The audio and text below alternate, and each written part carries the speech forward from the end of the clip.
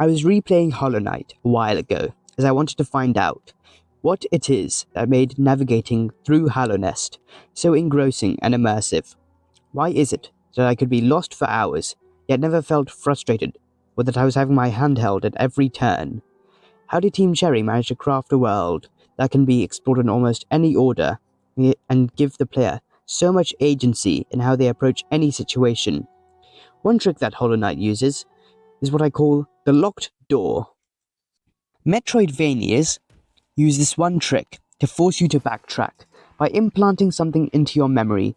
I call it the locked door, where you come by a seemingly impassable obstacle and you need to find the key elsewhere in the world in order to open this locked door. In the first area of Hollow Knight, the Forgotten Crossroads, there are many of these locked doors. The most evident of these locked doors is around the entrance. As you descend the hanging platforms, you notice a particular path, which is lush with foliage and sticks out from the bluish-grey hue of the Forgotten Crossroads. Since this place is so unique, most players will make the decision to go down this path, only to be met with an Elder Boulder. When you try to attack the enemy, it just closes up, and is now invulnerable. So, players will just end up walking away thinking, what was that? Why is it here? After defeating the boss in the area, the player can now obtain the Vengeful Spirit, which allows them to shoot a fireball from a distance. After obtaining the ability, the game shows you how it can be used to defeat another Elder Boulder. With this new information, the player can now defeat the Elder Boulder and make their way through Green Path. This is not the only time this happens in the Forgotten Crossroads, as there is another one of these locked doors in the far east of the Forgotten Crossroads, where you find this crackling floor with a pink hue to the background. Having no idea what to do, most players will just walk away. But now, this place has been implanted into their minds, just like the Elder Boulder. So when you reach the Sea of Tears and beat the Soul Master, you gain the Desolate Dive, another spell in your arsenal. And the game once again shows you that this ability can be used to pierce through crackling floors. Now, since the player already remembers the crackling floor from the Forgotten Crossroads, they can now go over there and enter the Crystal Peaks. Doing this is what allowed Hollow Knight to have a truly effective way of having such non-linear structure, even by Metroidvania standards. Many of the areas in Hollow Knight even have multiple locked doors that may be easier to access. For example, there's also an extremely dark room that can be found in the Forgotten Crossroads that can only be illuminated if the player has the Lumafly lantern, which can be bought from Sly in Dartmouth. When you return to this room with the Lumafly lantern, you can now see a toll gate, which will open up your way to the Crystal Peaks, and much more efficient than having to go all the way to the City of Tears.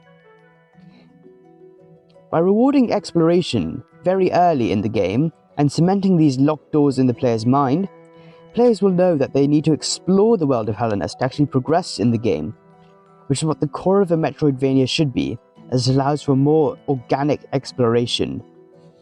But why is it that these Souls-like elements of Hollow Knight make the Metroidvania structure feel so good? For that, I think it's best to take a look at From Software's Dark Souls 1. The tutorial area of Dark Souls 1 is structured so that the player learns the most important lesson of the Souls series, which is keep exploring to become stronger. When you first enter the arena of the Asylum Demon, he jumps down from the ceiling and is so much larger than the player, which makes the player feel intimidated by it. Since you haven't gotten your proper starter weapon, all you can do is a measly amount of damage to him.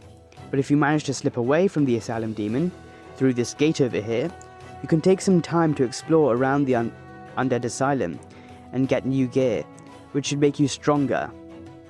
Once you go through the fog wall, you can now do a huge amount of damage to the Asylum Demon with a plunge attack. and the boss can now be swiftly defeated.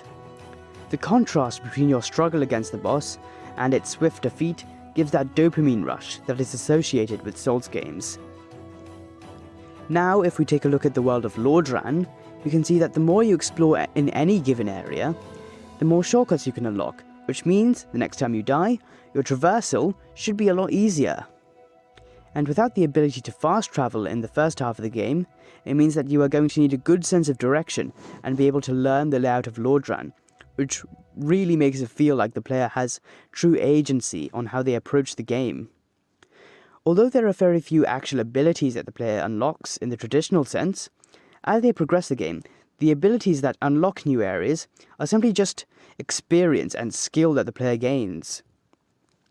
There are also many locked doors in the literal sense where they can only be opened from one side, or with the correct key.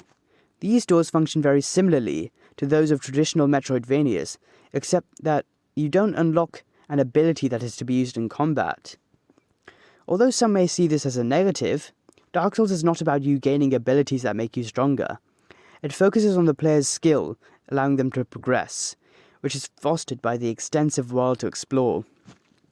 By subtly forcing the player to try a different route with obstacles like the Asylum Demon, it makes the player truly feel like they're exploring through Lordran, and making them discover things along the way that could possibly aid in their journey. Since Souls games are famously ambiguous with their directions, the lack of hand-holding in a world like Lordran will absolutely make the player feel lost, alone and confused. However, the player has been made aware that it is their agency that allows them to open up the world, so with more combat skill acquired through their journey, the world of Lordran will slowly open up more and more to the player. One of the main mechanics of the Souls games is the bonfire, a safe space where the player's healing items are refilled, the game is saved, and all enemies are respawned. This is an incredibly well-balanced mechanic, as it gives the player a moment to rest after what must have been a chaotic fight, but means that they must have to redo this encounter after a failed attempt.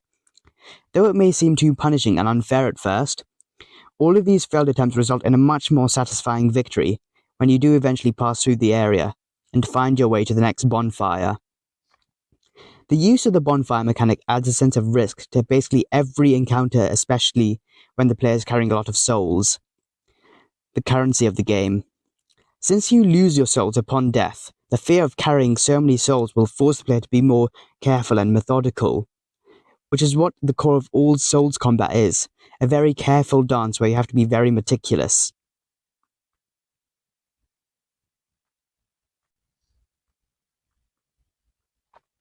If we go back to Hollow Knight, we can see that the benches act just like bonfires, except that they are also used as a way of extending Hollow Knight's brilliant map system. In Hollow Knight, you aren't just given a map, you first need to buy an incomplete one from Cornifer, and then each new room you visit will be added to the map, but these changes will only be made when you sit down at your bench. So when you're exploring, it looks like you're just lost in the void, how many players feel when they play Hollow Knight. But what's so brilliant about this design is it shows where the player needs to explore, as they can see the gaps in their map that need to be filled. Seeing all of this emptiness makes the player want to fill out their map, especially knowing that they could find something useful like an item or even a secret boss. This map system perfectly complements the Metroidvania structure of the world, as it's so simplified and it makes this seemingly very interconnected and complicated world much more approachable to a player. This is brilliantly showcased in the City of Tears, the capital of the game, where the first half is found very early on in the game, but the second half is blocked off by this gate. This can also be seen in the map, as it just looks incomplete, but when this player finds this crack in the royal waterways, they will find themselves on the other side of the city.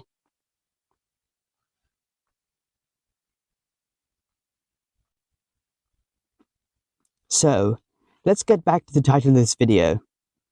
How did Hollow Knight manage to be the perfect Metroidvania?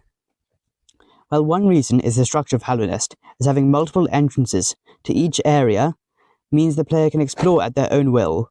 And that brings me to the next reason, which is allowing the player to have agency as to where they will travel. As this feels much more organic to the player, as being directed to a locked door just feels forced and artificial, which doesn't feel as impactful as Hollow Knight's organic traversal. Another thing that makes Hollow Knight so great is the Souls-like elements of the game, specifically the punishing bosses. They teach the player a great lesson, that they need to be carefully observant of their surroundings, or they need to spend more time exploring the world before they try the boss again, as there's always some kind of upgrade they could get, or they need to change up their build before they try the boss again. This makes the game feel much more satisfying, as it feels like you're actually overcoming an obstacle that blocks your progression. And lastly, the map system of Hollow Knight encourages the player to go around the whole map and always find secrets, as the player will know it will be worthwhile. Just like how subscribing to this channel will always be worthwhile. And if you've already done that, why don't you consider liking the video and keep your notifications on, so you can stay up to date with any of my videos. Next time, we'll be looking at how Souls games are so great.